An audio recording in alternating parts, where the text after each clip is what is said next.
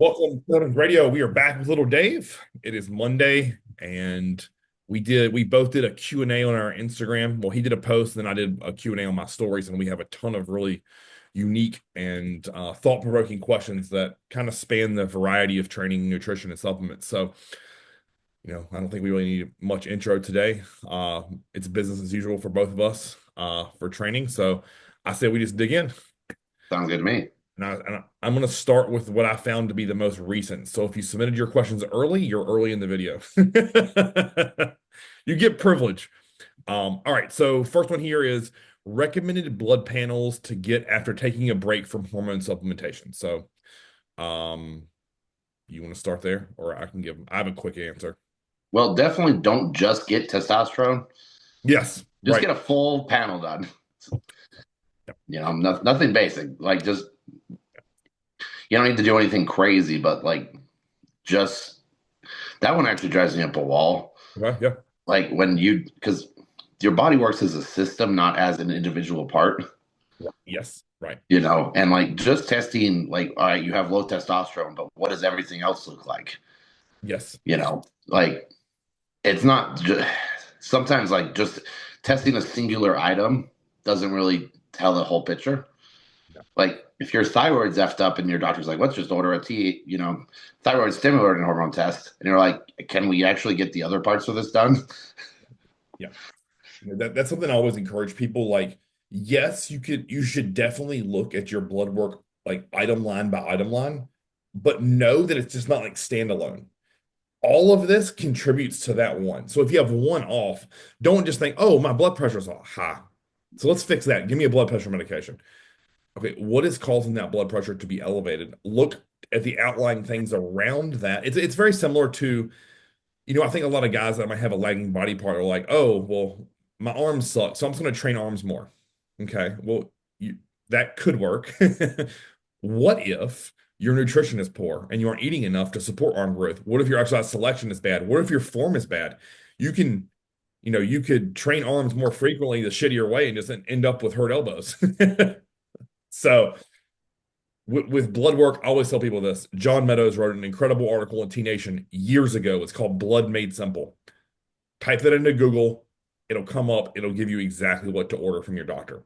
And it gives levels to it to where, like, I realize that most people may not have as detailed of access as him or I might have had, because he worked with Serrano and he could get whatever done that he wanted. But if you're working with someone like Merrick Health or just your general practitioner, have that list and go in there, ask for more. And if they take away less, then okay, great. But Blood Made Simple, it's a great article. So yeah, that's my easy answer there. Anybody who asks me that, I always send them that article and say, here's the answer. All right, this is a pretty deep question. Lowest point of your bodybuilding career and your highest. That's part one. And then the second part is, what's your honest thoughts of your future? Oh man, I'm terrible at both of those. The like I mean, there's not really. There's definitely times where bodybuilding was like difficult, but like I don't ever see that as a low point. It was always like a learning experience. Like when I first started bodybuilding, like I was 18, I was working a construction job. I was right. I didn't have a fucking car. I rode my bike to the gym. Right. Yeah. Like I don't think of that as a low point. Like I have fond memories of those days. Right. Yeah. You know, like so it's like that. Like obviously, like I've had shit. Did I had a prep where my girlfriend broke up with me and I tore my adductor in the same week. But the thing is, that prep went fucking amazing. I don't think I've ever been that conditioned or that crazy in the gym in my life. So it's like every negative has a positive. Correct. Yeah. Um, Lowest for me is when John passed away at 2 weeks out for me. Yeah. Um, and that was out of both of our control. To this day, that still kind of haunts me because, I that was at the time the best that I'd ever looked, and sadly, my body just disintegrated after that, due to stress. Um, the highest point for me, all day long, when the first time Daxon ever came to one of my shows, he was 3, and I was in the overall. And when I turned around and did lat spread. He screamed at the top of his lungs, "That's my daddy." And like even the judges came on the mic and like laughed and said, "This is incredible." Yeah. Oh, that is Um, awesome. that's a moment that will never get recaptured. Yeah. And I ended up winning the whole thing. It was a cool event, but knowing that, you could hear the joy in his voice of like how proud of like that was his dad doing that. And I know bodybuilding at the end of the day is like very selfish, but that to me was very rewarding. I've had a lot of a lot of high moments in my bodybuilding. Like I think anytime you and I get together, I view that as a high point. Um, Uh-huh. watching Chris turn pro was a high point. Hell, just honestly, I've been very blessed. I'm Yeah. like you. I don't view a lot of low points. Like I just view them as you said, a learning experience. Like you either succeed or you learn. It's not you succeed or you fail in my mind. Yeah. I guess you could probably say a low point was when I tore my erector because my back's never been the same ever since. But fuck, man, that forced me to learn how to grow around it and teach so many other people how to do the same. So yeah, the lowest point all day long for me will be John passing at 2 weeks out and watching him get lowered in the ground. Like that was miserable to watch and be a part of. When you're calorie deprived and your brain is, I wouldn't say fragile, but it's very delicate. Um, that's not a good spot to go through. So, Yeah, no. do you have any honest thoughts on your future? I assume that means bodybuilding related, not your life. Yeah. Yeah. Honestly, I'm gonna keep showing up better than I was last year for as long as I can, Right. Yeah. you know. And, you know, if I can lead other people on that path, that's what makes me happy, Yeah. you know. So that's I mean, that's where it's gonna happen. I listen, man. My answer is pretty much the same.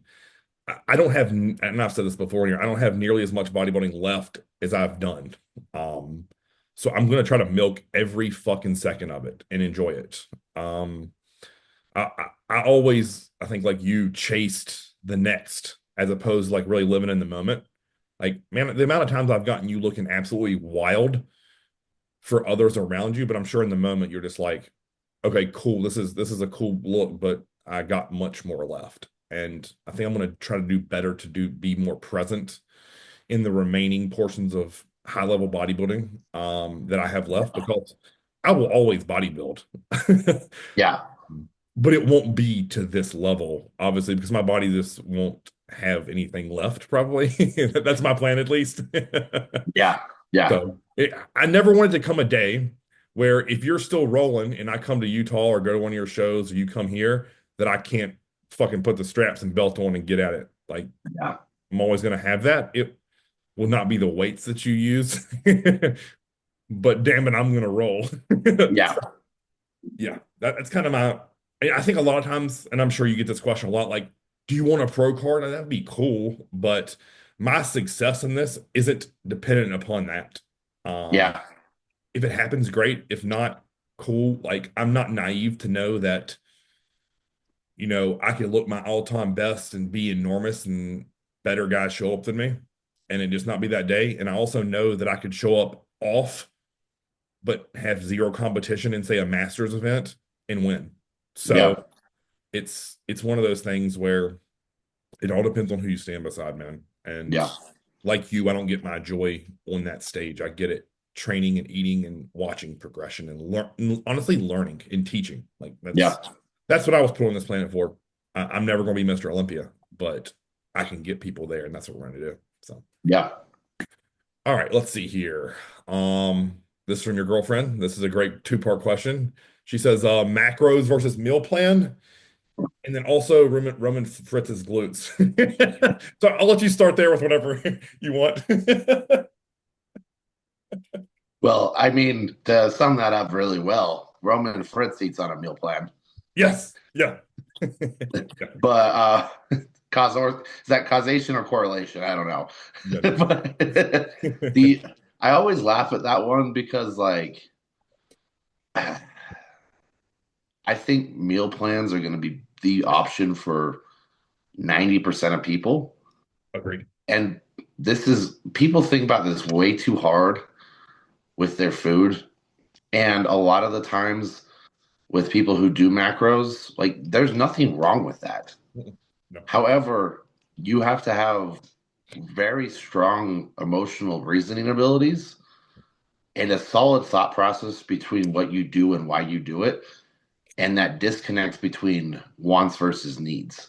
Yes. And that's going to be a thing for most people. That's not going to happen. Also, I mean, if it fits your macros, like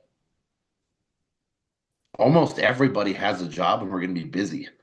Right. Yeah. Being prepared. I mean, if it fits your macros, that doesn't mean you just get to be like, "Ooh, I'm just going to leave the house today with like my pocket lint and a wallet, and I'm going to get all my meals and food in." Correct. Yeah. That's not what that. It's never ever going to be like that. We don't live in a place like that. Like if you don't have food with you, you're not going to eat on plan. You're No. not ever going to be able to go to Chipotle and be like, and also be a high level athlete if you're doing that daily. Yeah. I agree with you. Yep.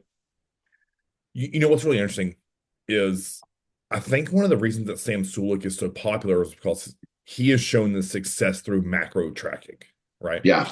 And people can argue or hate or love his plan. I'm not here to discredit that because it clearly works for him. And I like the fact that he's educating people on macronutrients and eating in a deficit or surplus, right? But I feel like that narrative always pushes what you said, people missing meals. And there is no, especially if you're in America, there is no shortage of carbohydrates and fats at our disposal. The Where I think most people will lack is high quality nutrients as far as protein go, right? So unless you're gonna drink 150 grams of whey protein isolate before bed to catch up on all the missed protein you had all day, if you aren't prepared, you'll never succeed, as you said. I will also share this with you. I followed a macro plan for the 5 years that I worked with Shelby, but he also knew that I wasn't a dipshit. I would do the math and I would create myself a meal plan off of that, which I did. Um, I also had a food list to choose from. It wasn't Oreos and fucking ice cream and Chipotle. It was my proteins were all the shit that I write into people's plan: chicken, beef, turkey, steak, eggs, egg whites, whey isolate. Carbs, it was rice, potatoes, Ezekiel bread, fruit, rice cakes, fats, all the oils, nuts, nut butters. And then it was vegetables were unlimited. So it's still a meal plan. I just had to create it within that. So, you know, I, I all day long think most people will do better long term with a meal plan because they can pre-make food. They have a plan when they wake up and they know what to execute. The thing that always scares me is people waking up and they have no thought for the day.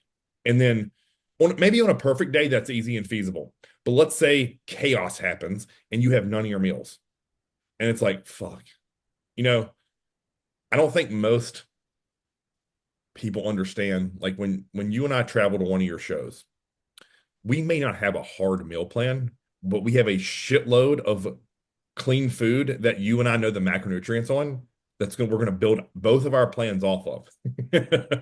We're gonna Yeah. have a fridge full of egg whites, whole eggs, chicken, turkey, fish, and then some kind of red meat. We're gonna have a rice cooker with a boatload of rice. We may have potatoes, we may have sourdough bread, we may have fruit, we may have potatoes, we may have Ezekiel bread. For fats, we always bring a couple oils, we have nuts and nut butter. Okay, cool. We can figure out our plan off of that. I don't feel like most people can do that on a consistent basis. And also, the fun fact is, you and I both work from home in those situations where we have a computer and we can go cook fresh cooked meals 5, 6 times a day. Yeah. A very different scenario than, if you have an office job and you have to eat at your desk or whatever. So, all day long, meal plans, I think, are the way to go. The way I really like to challenge people to think about, like, if you start getting burnout on rice, just switch it for potatoes. Like, you know, the amount of times where, let's say I run out of turkey, I'm just gonna eat chicken. Yeah. Yeah. It doesn't need to be overcomplicated, but No, like no, that's like the biggest thing. It's not what one's better than the other. It's just one means you're going to be prepared. right. Yeah. I mean, And I'm sorry, who hasn't gotten to the bottom of the rice cooker and they're like, fuck, I needed 300 grams of rice, but I have 250. And you go make some bowl of games or get some rice cakes or some fruit. yeah, Like, yeah, my 12 and a half grams of carbs from my 50 grams of rice. It's correct. Yeah. like, Yeah. this is going to come from grapes today. Like, Right. Like, yeah. It's not a big deal. Like, so that's where I think people need to be a little bit more, who are even on a meal plan, they need to be a little bit more flexible and be intelligent with things. Um, Notice we also didn't say like go eat tofu instead of chicken breast. Like, I don't think that's substitutable or an alternative, however you want to view that. And then Roman's glutes, dear God, man, I sent you that yesterday morning and was like, why do I have to feel so shitty about myself? He's just a freak. Like, yeah, no, nothing. There's nothing else to really say. Like, if you don't know who Roman Fritz is, go look him on Instagram and just take it in and be amazed. Like, it'll make you feel fat, no matter how lean you are. So, yeah. yeah. A good way to grow your legs around knee pain and lower back pump. He says, asking for a friend. Well, a lot of the times, lower back pump is a combination of just going really heavy with bad form. So, like, figure that out. Right. I mean, if you're doing barbell squats, like, if your low back's the weak point, you're probably going to have a bad low back pump. So, figure out ways to make your low back not a weak point. Your hyperextensions, reverse hyper, those things as accessories Yeah. earlier or later in the week. And then knee wise, like, I mean, I hate to say it, but so many people neglect your calves and tibialis, Right. and those things keep your knees aligned. Tibialis more than anybody thinks it does. Agreed. And I mean, I mean, also, like, don't be afraid of, like, maybe taking some weight off the bar Yeah. Oh, yeah. and stepping back and, like, really taking note on, like, how am I doing this? Yeah. Because I can't tell you how many people I've seen, like, put 3 plates on the bar and then just dive bomb the shit out of it, Oh, yeah. and Yep. then bounce out of the hole, and then, like, the top 1/4 is a grind, and then they do that for 10. And it's like, why don't we take 2 plates and just slow that down on the negative? Agreed. Like, no one, this is bodybuilding. Like, if you can do it with 1 plate to failure, it's going to work. Agreed. It doesn't matter how much weight's on the bar. Your muscle doesn't know math. It doesn't know numbers. It knows stress, and that's really about it. So, putting more weight and then just stressing your joints out versus your muscle, like, it's common sense. Like, what do you think is going to happen? All right. So I'll start with lower back pump. If you're taking 100 to 150 mgs of Anadrol before legs, stop it. If that's not you, I'm just throwing it out there. Trust me, we've all been there, I think. You have to look at things like I think form for lower back is huge. Something else that I found that if your lower back starts getting really pumped on a leg day, go do a couple sets of 20 of supersetting adductor and abduction. So ADD, ABD, that loosens my back right up, or go hang from a pull-up bar. I would definitely look to address like how much sodium, or if you're eating a bunch of shit food before a leg, like if your free meal is the night before legs, that could contribute to it, just the ridiculous sodium amounts. So that's what would kind of be on top of what you said, Dave. For knees, I think, man, that comes down to a lot of factors. I think that you need to be really diligent with joint supplements. So Joint Care by Granite, collagen, and then being smart with tissue work. If you can't afford a therapist to do weekly tissue massage on your lower body, get a foam roller and beat the piss out of your quads, IT bands, and hamstrings. That's step one. Um, Next is I'm going to say exercise selection. So, you and I beat this shit into the ground. Do 2 leg curls, an adductor, and then do your quad work, and then choose your quad exercises intelligently, right? So if squats always bother it, start with leg press. Use that as your mass builder. Next, I would really look into then doing like a reverse band hack squat, because that deloads you at the bottom. As you said, make sure your form is good. You don't dive bomb that shit, and take your fucking reps north. It's as simple as that. If you're doing sets of 10 and below, that's probably why your knees hurt. Remove some weight, make it 15 to 20. I bet your legs start growing again, your knees hurt less. So Last thing, probably get a pair of knee sleeves from Iron Rebel. That would be my next probably idea. I would not knee wrap. I can promise you that. Yeah. Not tightly at least. And I think you and I talked about that maybe last week, the week before. I can't remember. Yeah, something in there. Yeah, I think that covers that one. Yeah, try all that stuff. If it doesn't work, reach out to one of us. We'll fix it for you. Hmm. Not really a question, but would love if you continue to add exercises and cues on videos. Oh, okay. I just did one of those on Instagram for back. Let's see. The best way to help support my man going through bodybuilding, growing season prep, etc. So this is one of my clients' girlfriend, or I think maybe fiance. What do you think? Just honestly, like I think I have the luckiest dude on the planet when it comes to this, because Lissa just lets me do my thing. And yes, she wants to go out and do stuff.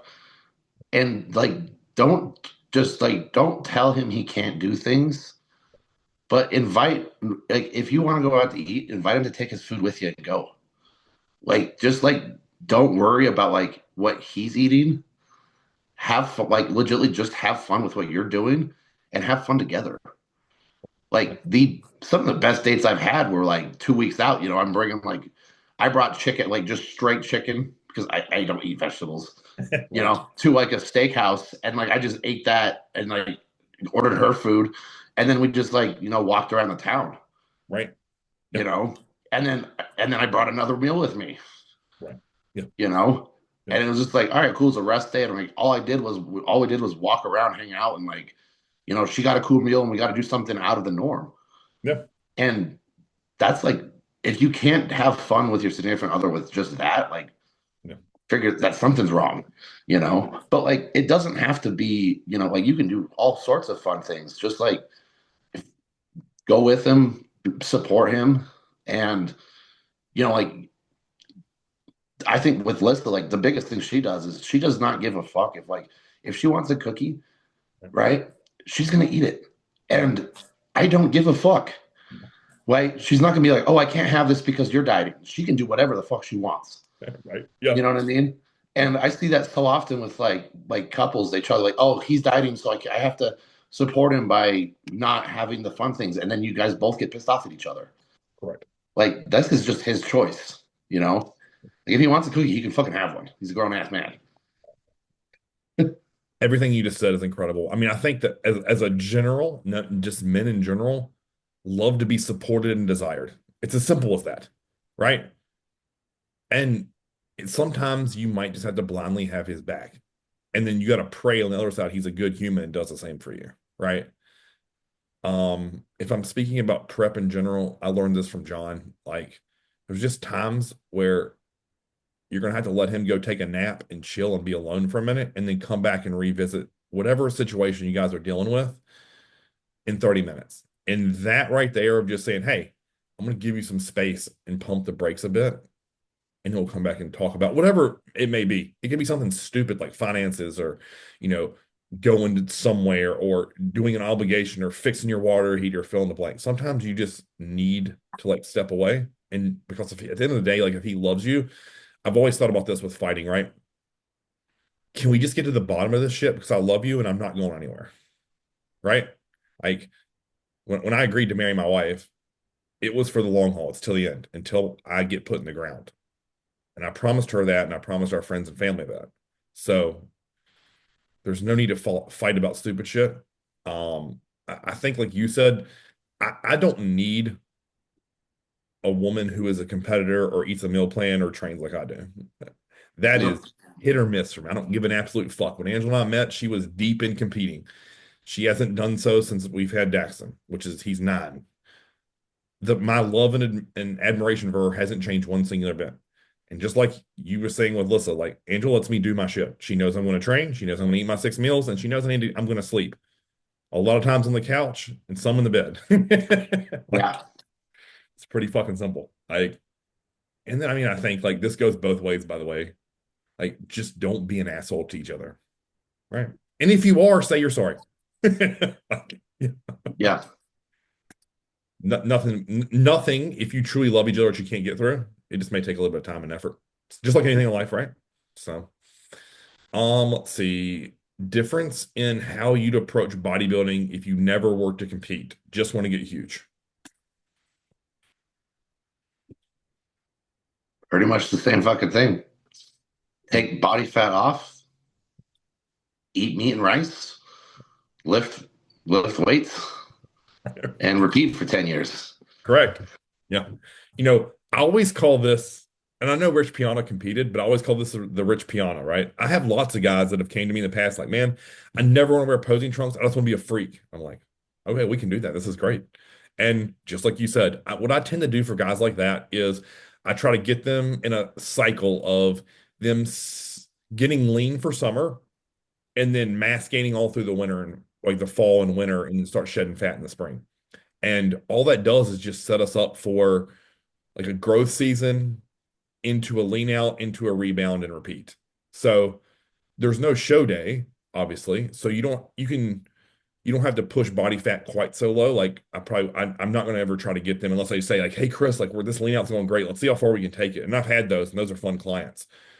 Um, but That's always a fun one too. I hate to side rant on, but yeah, like sometimes like normal people like, hey, let's get shredded. And you're like, picture A or picture B? right.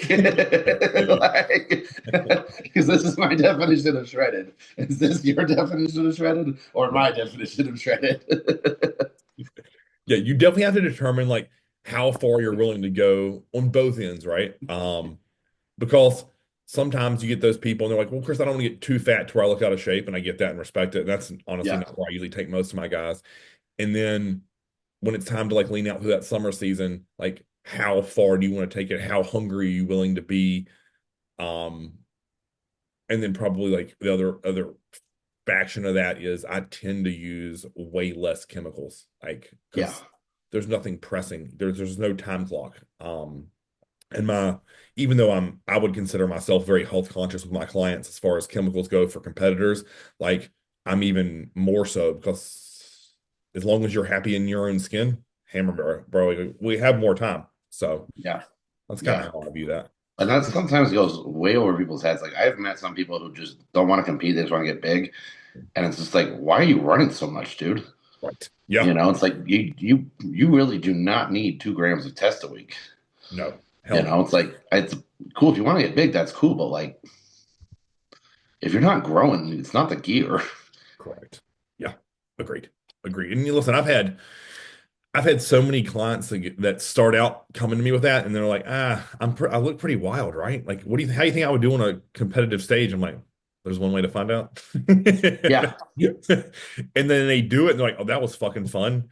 And then they might just go back to wanting to be a freak, or they might say, well, let's keep running this. This is a good cycle. Like, I didn't have to get that much leaner than you already got me. I'm like, yeah, no, you just get a spray tan, and it's 1 or 2 weekends every other year. Not a big deal. yeah. So that's kind of how I approach that. How quickly does muscle memory come back? I'm assuming after an injury or just layoff. I've seen it come back pretty decently fast. Yeah, Like your body still has to make tissue from something, but yeah, it it definitely depends on that one. But it is much faster than new tissue. yeah. Oh God, yeah. I would say as a whole, probably 4 to 12 weeks, and that depends on a lot of factors, like how long were you off?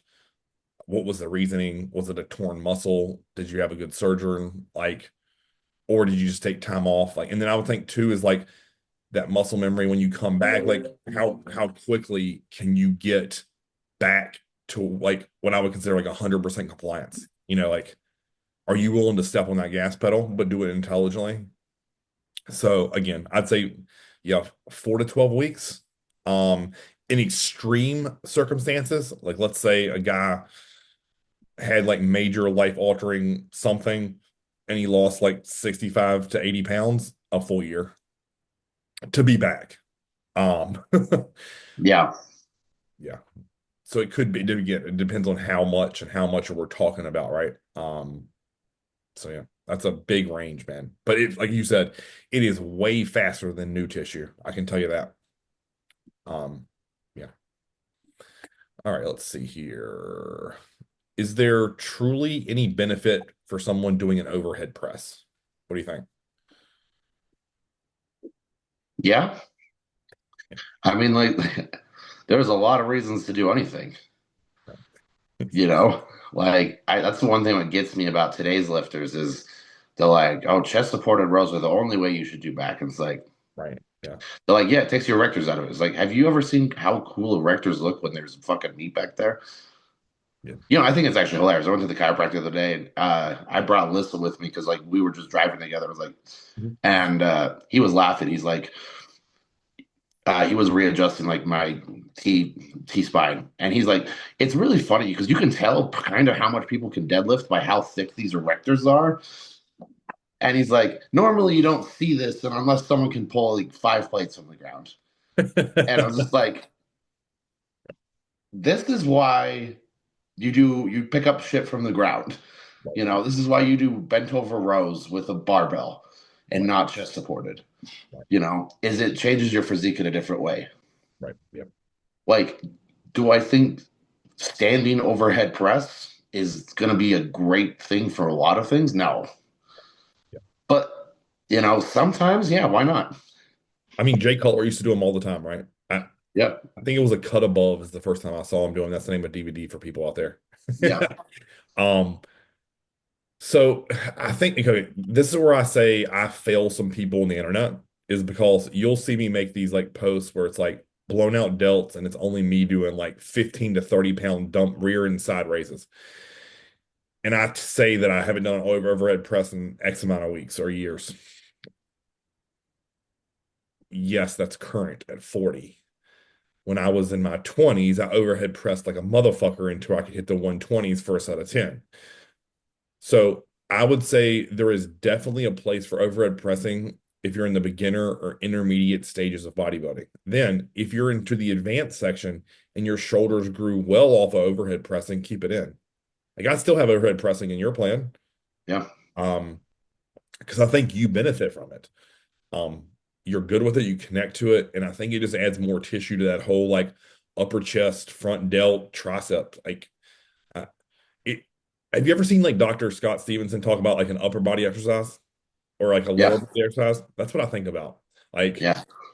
it's kind of like a pullover.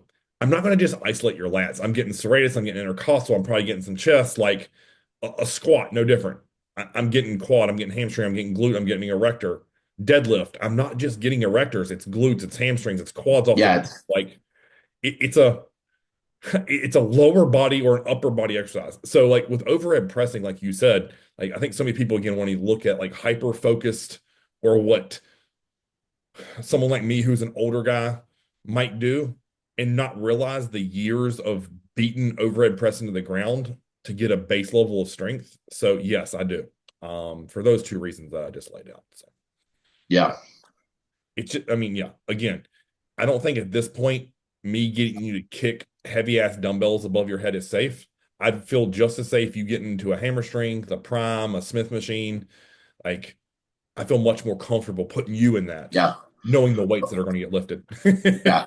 Well, it's funny. I remember I had overhead dumbbell for a while, and I was having uh she was working at the gym with me at the time, and I'd always be like, "Hey, Mary, can you come hand me this 130?" And it was always funny. She's like, "How the fuck am I supposed to hand you this?" Right, I'm like, right. "Just hold it like this, like you grab it."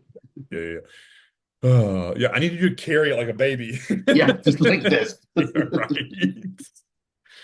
right. Do you think personal training is becoming more of a thing of the past? That's actually really funny. I was chatting with Brad about this because of like Chat GPT and all that jazz. Yeah, It's really easy for someone to write you a training program, right. Yeah. but good luck finding like, oh man, it's like one of those things. It's really easy, and we all know how to do it, but we don't all know how to do it well. Yes. Yep. Yep. I will say this, and maybe it's because I have a bias that I worked in it for a decade. Anytime to this day, someone comes into town and trains with me, either with me or I train them as like personal training, they always walk away with their mind open and they're like, fuck, that was incredible. And I have to believe it's what you said. It's like they're doing the workout but then I'm showing you how to execute it. And that's two very different sessions. I think it's also something very different in the personal training world of, if imagine me just taking you through a leg day and you didn't have to worry about loading your weights. You didn't have to worry about where we're going next. It was just like, I tell you exactly what to do. And there's power to that. Yeah.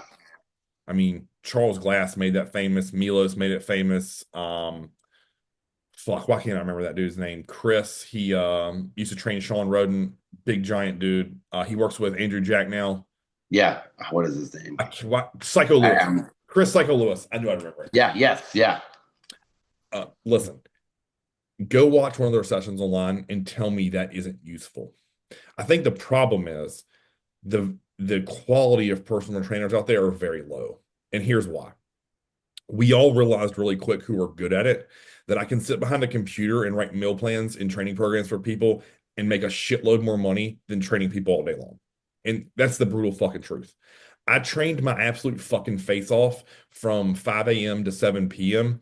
and I made bottom end six figures. And I had to work 6 days a week. It's way different than what I did at home behind my computer working with John and know what I do now. Yeah. And the income is way more. Yeah. So I think just from a numbers perspective, it doesn't make sense unless you can charge $500 a training session. Like, and then that's a different world. Yeah. Which is why here's a fun fact, right? Like if I get some random person who's not my client, like, Chris, will you train me in the gym? I'm like, it's $400 an hour. And if they say yes, it's worth my time. And if they say Yeah. no, they're like, that's way too high. I'm like, no, listen, that's what it's going to take to get me out of the house and train you. It'll be the best session of your fucking life, but it's just the truth. Yeah. So I think it's a money thing now, like because before online coaching, you had to be in the gym training people. Like Yeah. for people with our skill set, that's how you taught exercise. That's how you got people in meal plans. That's how you prepped them for shows. As you trained them, you did their posing, and you run them a meal plan. Like that's how my coaching business started well before I met John. Is it was in a gym, hands-on training people in person. And the competitors in my gym would come to me and we do our workouts. I'd assess them and we do posing and I'd write my meal plan. And that's how I made my money for years. Um, so yeah, I don't want to see it die as a whole. I'm sure it will at some point, but I don't care if you're on an app or you're watching even my YouTube videos or your Instagram content. It's not the fucking same as in person. No. There's a reason you and I always say if you want to learn how to train, you have to have somebody teach you for the most Yeah. part. You have to have someone to show you the light. And that Yeah. only comes in session hands-on. Yeah. I mean, it's the same concept as like a 14-year-old watching porn, Right. right? Yeah. You're not going to get good at sex by watching that shit. Right. Yeah. Yeah. Need Yeah. some fucking practice. Yes. You know what I mean? No, no. Agreed. Agreed. Mike Sommerfield, shouldn't he be competing in bodybuilding and not classic? Are you kidding me with this? He's Like, he's pretty jacked, but like, he's like, how fucking heavy is he? He's like 190. Yeah, maybe 212. Even then, he's going to look thin, in my opinion, next to Like, 212 guys. like, he has a fantastic shape. You know, he has great body parts and everything, but my goodness, like Chris Bumstead is a big dude because he's a big dude. Like he's 6'2". Yeah, yeah, yeah. You know, like Flex Lewis is 5'4" and 240. You know, he competed in the 212 and would weigh in at 212 on the dot, and he'd weigh that for 30 minutes. Yeah, right.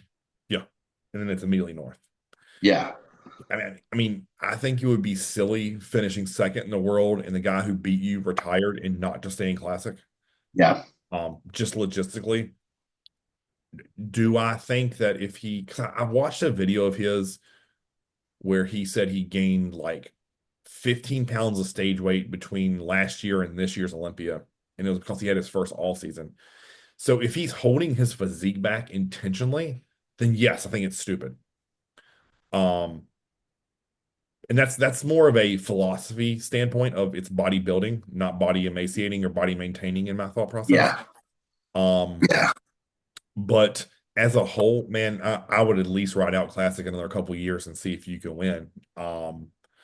It's kind of my thought process. Yes, he does, I guess, maybe look like a little bit of a miniature bodybuilder, but it, I don't think he'd have the same success competing at high level 212 shows. If he did the No. 212 Olympia, where would he have placed? What is he going to look like standing beside Keon? Think about that. What's he going to look like standing beside Sean Krita?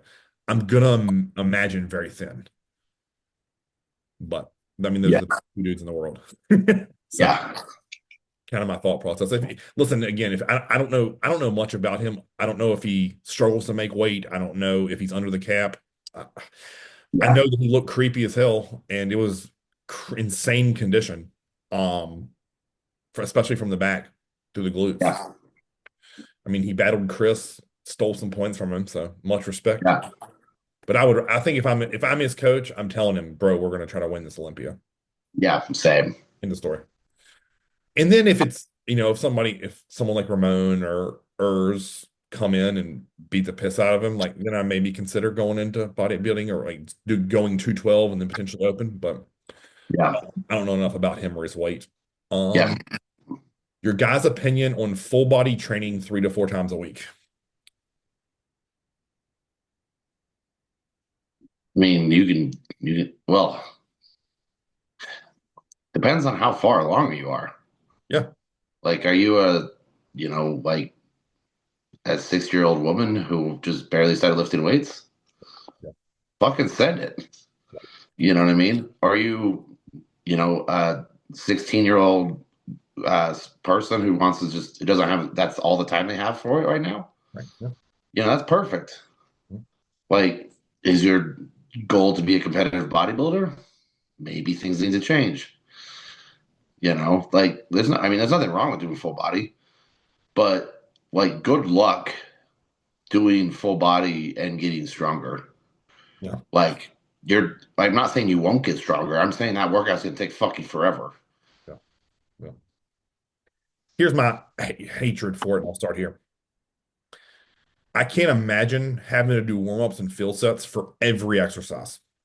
That's what I think logistically, as far as time management, I know how long it would take me. Let's say your workout has incline barbell, and I'm just thinking about efficiency here, where you're staying in a power rack. Incline barbell, squats, deadlifts, shoulder press, barbell curls, skull crushers.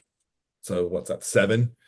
Each time it's going to require warm-ups and feeders. Where if I had 3 or 4 days a week, I'd much prefer upper lower if I'm going to do the whole body twice, or I would just do push, pull, legs, arms. I would do the classic John Meadows split. So if I have 4 days, like if I have 3 days, I do push, pull, legs, like call it a day. Yeah, That to me just makes more sense logistically. But it's like you said, like, what are you trying to accomplish in the gym? Like, is it just general fitness? Then that could work. Do you love training that way? Fuck yeah, man, attack it. Don't think twice about it. If upper body works for you and you're growing and progressing and you're having fun, don't change a thing. Don't listen to us. Like, but if bodybuilding is your goal, if I would consider like completely molding your physique to look different and develop it very fluidly, I don't think that's very effective or efficient. It's not how I would do it. But again, that's not how I like to train. And at this point in my life, I'm too damn old to do 7 different exercises and not get warm on them without tearing a muscle, probably. yeah, Like, I mean, think about that logistically, right? If you and I were going to like just go squat and deadlift in the same session, let's say we just did plate jumps. Like, it's going to take at least 4 sets minimum to get to a working weight. Same with deadlifts. So if you think about that, like that's the reason leg day used to take my buddies and I forever, is because it would take us so long to get to our top end set of squats to feel good. yeah, Like, and that's an hour if you're working with 3 people in a rotation and they're yeah, not fucking knee wraps. Like, it just logistically doesn't make a lot of sense to me. Um, but yeah, if you're more curious, like feel free to comment on him and our eyes post and show me what you're doing full body workout. It might make a lot more sense. But I don't have a lot of experience coaching people that way, and I personally don't like training that way. yeah. Let's see. In sessions, how can we assess how many sets are enough to trigger growth? The one way I've always taught people is keep going. If you do a set, you get a pump, and you do another set, the pump gets better. You do another set, the pump continues to get better. That's perfect. Right. As soon as you do a set where the pump doesn't get better, Right. you've done too much. Correct. Yes. You're just beating a dead horse, Yes. and then that should be very instinctual. Like you should figure that out pretty quick, Yeah. Agreed. And if your pump stays sky high and you're growing, it's working, just do that, Correct. you know, and you can even try to add some sets like that. That might get us arrested saying that these days. But if like that's where you're gonna find out where your fucking body can go, like set wise. Yeah. Like, I mean, I love like the entire low volume crowd loves this, but they're like, why would I need to do more sets? It's like, what if you did? Right. Like let's say instead of the 6 sets you did 7. Maybe it's a different exercise completely, but like, how do you know you can do that unless you do it? Correct. Yeah. You know? I will always say this. The only way to know the right amount is to go too far and then go do too little. Like you Yep. have to establish what I consider a ceiling and a floor and then work somewhere in the middle of that. And the middle of that is sadly so misconstrued because people want a hard number. They're like, oh, I want you to tell me to do 12. Okay, perfect. That's it. Okay, well, what if you're on gear right now versus a TRT? What if your food is fucking perfect? What if your body is just in a sweet zone? What if your body's beat to shit in high stress? All of that could change. Um, it's like you said, I like the pump thing. I like to tend to be a little bit more tangible. So the pump is great. Also, if your performance begins to drastically drop, I Yeah. get the fuck out. Like I think we've given this example before. When you and I were at pros doing arms, I looked at you and I'm like, "Do you need another set of triceps?" And you're like, "Fuck no." Or maybe it was biceps. You're like, "No." Yeah. I'm like, "Yeah, I'm good." Yeah. Let's go That do was 10. priceless. Yeah. How did we know? Because we've trained in the gym for fucking decades. Like that's how you and I know is it's a feeling and you just it just will overwhelm you. Like I'm done. Like it's time to get the fuck on to the next body part or get out of the gym. So I like for most people, the pump and performance is probably the most tangible way to track it. Yeah. Let's see here. What are good tips to grow your back other than lats? So I'm assuming that's going to be upper back, but I guess maybe it could mean erectors too. So I mean, elbow positioning, yeah. Yep. you know, just move your arms a little bit away from your body when you pull back. Yes. Um, that's a big one. Yep. Um, shit, I mean, really overcome. You just start pulling shit towards you. Like Right. Yeah. sometimes like that might be the easiest answer. Like generally speaking, people's lats are the hardest things for them to develop. Yeah. Agreed. So like if you're a weird person on the opposite side of the scale, just do what you're not doing. Yes. Yes. I think if you're looking for exercises, I like a pronated T-bar. I like a barbell row, overhand. Seated cable rows with a semi-pronated or pronated like a straight bar. Yeah. All of those work really, really well. I guess if you want like mid trap, you should do some like Kelso shrugs. Erectors, you already named hypers, reverse hypers, rack pulls, deadlifts from the ground. Um, Good mornings. All those work really, really well. So yeah, it's like you said, like elbow positioning is high, so you don't want to keep them tucked. You want to be somewhere between fully flared, like 90 degrees to in the middle. Mhm. Yeah. Also like Meadows rows. I can't believe I forgot that one. Yeah. Another good That's one. Yeah. Let's see. Love your videos. I know you already talk a lot about nutrition, but a video on all things all season as an immediate lifter. You know what? I'll tell you what. Why don't we make that the next podcast? Because that's a big yeah. talk. Yeah. I will save that. So whoever give me that question, we will do that next time, next Monday. Um, there's not so much to talk about in a gaining phase. What to take to the next level for a better shape. Better shape, pick Yeah. better parents. Right. Like or just make body parts what you if you have, if you have narrow shoulders and wide hips, your job's to have really fucking big shoulders. Yeah, yes.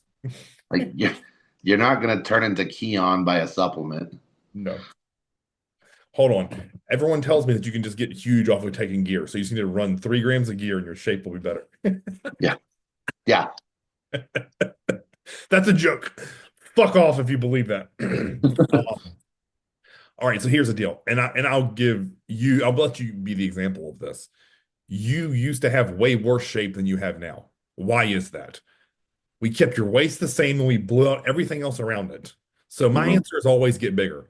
And if you're thinking about shape, right, I want to think about muscles that are going to be handy for that. Side and rear delts, lats from the front, training vacuums and TBA for your abs and midsection, actually training your abs and not being lazy with them, quad sweep, adductors, all things that are going to get this way with my body, right? So I know people don't think about their legs as a whole. They think, oh, I want to increase my X frame so I can make bigger fucking sweep. Yes, blow out your adductor and watch how your shape changes. More lats, more hamstring pop from the side. So if you, in my mind, if you just bodybuild, your shape will improve. Yeah. So the biggest things there, and if I'm speaking that as overall. Now, the next thing is if you're extremely unbalanced, you have to bring things into balance, right? So if you're lower body dominant, like I was for years, you have to throttle back a little bit on the volume for your lower body so that you have more recovery for your upper. If the front side of your body is more dominant than the back side of your body, same premise. If your right side is more developed than your left side, then you have to do something to fix that. I tend to like finishing up that day with 3 to 5 sets of just the weak side. So let's say my right bicep is drastically bigger than my left. When I finish arm day, I'll do 3 more sets of curls just with my left arm. Then exercise selection, when I'm choosing things for that, I want to do things like alternating dumbbell curls as opposed to an easy bar where I can get it up with both hands. Mhm. I'm always going to think like, oh, if my right side's bigger, I'm going to pull more with my right. It's probably stupider than shit, but I want to remove that chance or probability. So Yeah. improve your shape, blow out your fucking body, and keep your waist small. Yeah, that's our tips. And then I guess if you want to tune in next week for the off season on how to improve an immediate lifter, we will directly give all of our feedback on how to do Yeah. that. Anything in your personal experience nowadays that goes against something that John taught you? Do you have anything in his programs that you find that you like better than the way he wrote it? Um, no, not really. A lot of his stuff really goes really well. Agreed. There's not really any. The thing is, he never wrote set rules.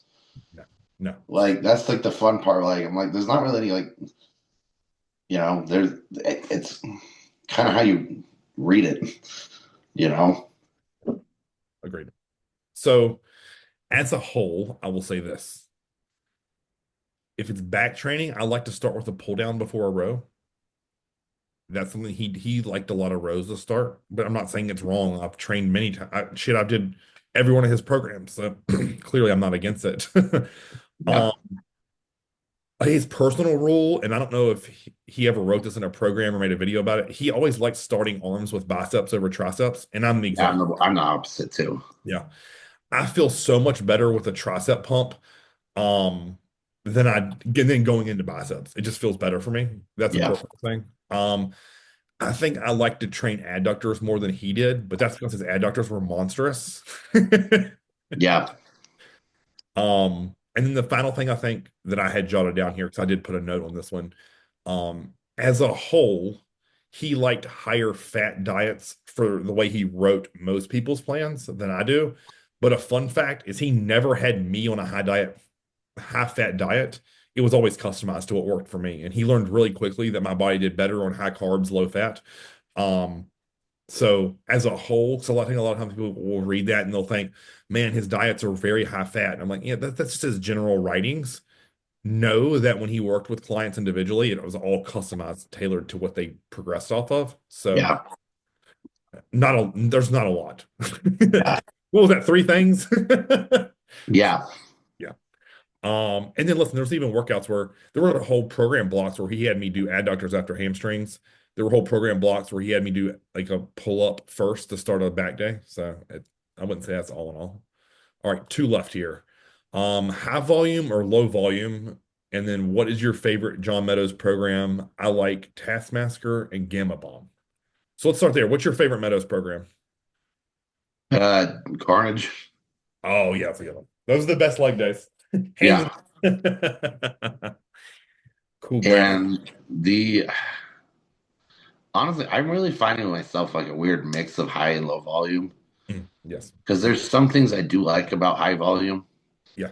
and there's a lot of things I like about low volume. Yeah.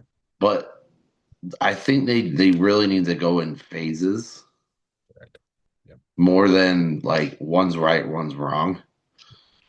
Because like from what I see, like if you get really strong first doing low volume, and then you go to high volume, you got to use more weight for more reps and more volume, and that works really well.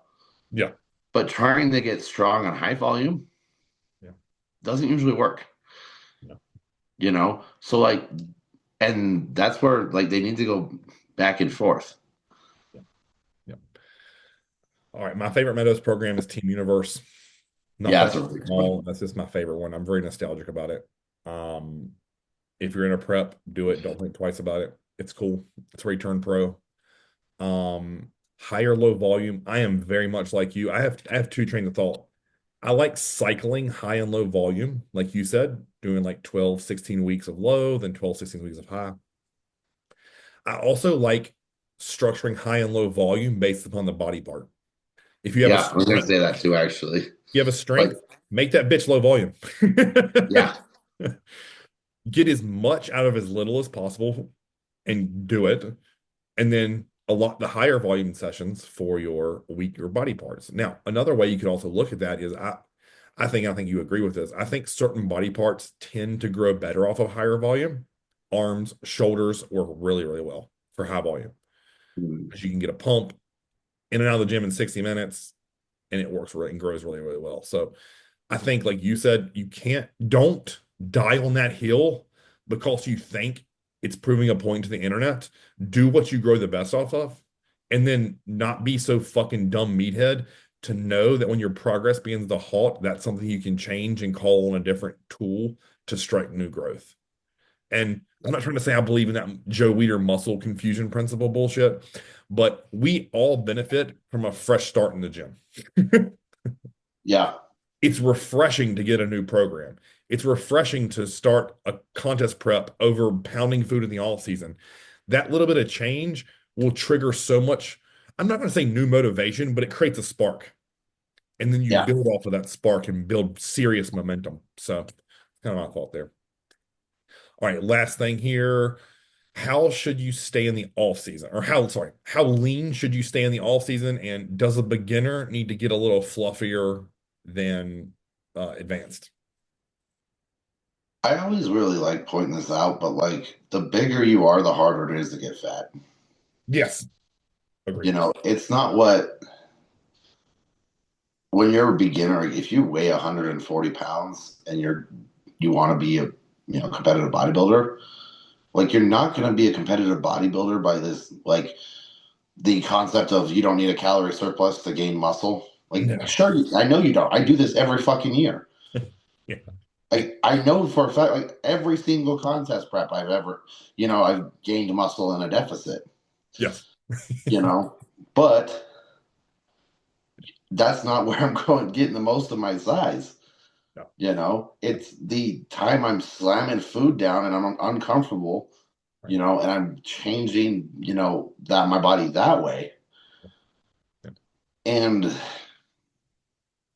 like I said, like the bigger you are, like from just because of like, I mean, you're like 240, your basal metabolic rate's probably close to 3,400. Right. Like if you're just in a fucking coma, you're burning 3,400 calories, Right. you know, versus like when you were not that size, your basal metabolic rate was maybe 1,600. Right. Yeah. So you're more than double that just being alive, Right. like Oh, I wonder why he doesn't get fat anymore. Yeah, right. Yeah. You know what's really interesting about that is I believe in my heart, and only because I've seen this so many times, and both personally and with clients, when you're young and need a ton of tissue, I will push body fat higher than I would ever now. And I always think those every good competitor needs like 1 to 2, maybe 3 really good all seasons of just getting a little chubbier than we need to be, but strength's through the roof. You're fucking hammering food.